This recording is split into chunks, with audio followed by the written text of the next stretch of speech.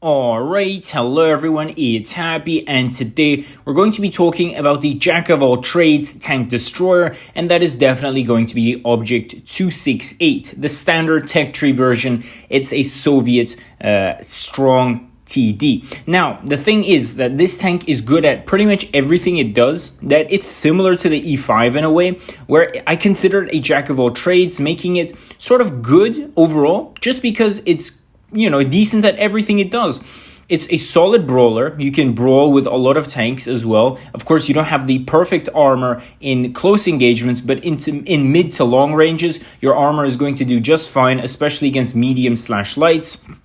The gun itself, again, is good because you can play sort of far away, you can play close, and in general, it's not bad at all. Because if you compare this tank to the Hori, for example, you have very similar aim time and very similar dispersion, even though you have a much bigger alpha. The alpha on the 268 is 690, while the Hori is 560. Just think about that big comparison, right? The big difference between the alpha on both tanks, and the aim time is actually better on the 268, while the dispersion is a little bit better on the Hori. Now, apart from that, the 268 also gets 7 degrees of gun depression and 12 degrees in regards to the aiming arc, which is actually very important, making the 268 very comfortable to use. Now, the DPM might not be the highest because it's at 3072.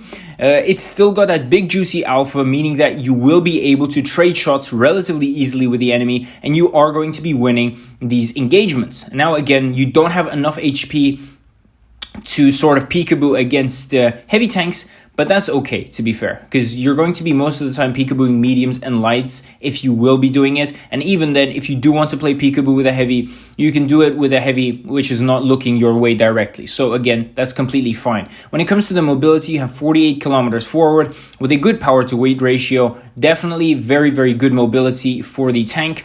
And of course, the most important thing is that this tank has very good camo, like immensely good camo. It's very, very nice. You can sit back. You can play this tank on the first line if you want. You can play it in the city on the front line if you want. You can play it on the second line. If you want, you can play it on the third line because of its good camo.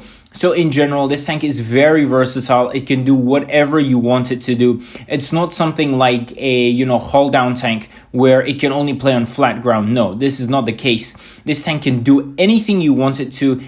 It's suitable for any role you want to, use this tank for. That's why a lot of players do like the 268. And it's just a very fun tank to play with as well, especially because of the fact that the alpha on the tank is very, very good, especially if you blob HE into someone's side. That's 1000 HP going straight in their face, which is very nice to have as well. Overall, a very good tank. And on top of that, guys, it has a very good line. The 704 is good, and you on top of that you have the ISU, you have the SU-152, all great tanks. I would definitely recommend this tech tree, probably one of the better TDs to start off with. So tell me what you guys think about this in the comment section below, and with that, Happy is out, and I'll definitely see you guys next time. Bye bye.